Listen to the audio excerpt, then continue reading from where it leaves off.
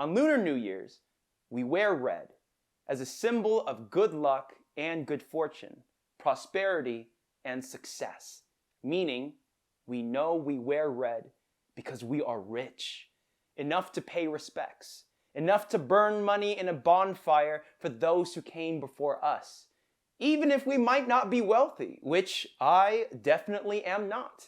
But no one can tell us when we are draped in the finest clothes of our ancestors, as we have worn red for thousands of years, since the time villagers warded off the evil spirits that were believed to terrorize their children. So we wear red like armor, like we are destined for battle after we celebrate the sacrifices that brought us here, because we are not in a good mood for bad luck. So do not wear white or black, as today is not a funeral, but a rebirth, a new year with the new moon in its next phase. So wear red as we are turning the page to a new chapter that we capture in red.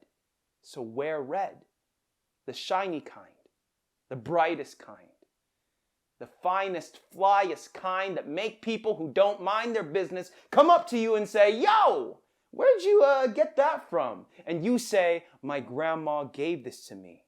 As a kid, I was always excited for the money my relatives would give me in the form of red envelopes and well wishes.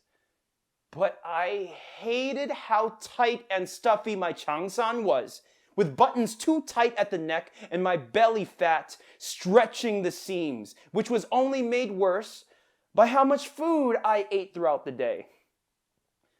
But it was not until I grew up to notice the pride in my mother's eyes as she held my hand at the temple, and all the ayis would tell her how handsome of a boy I was, of how big I had become, of how proud they were that my mother had raised a son worthy of praise because of how I had been embracing our traditions.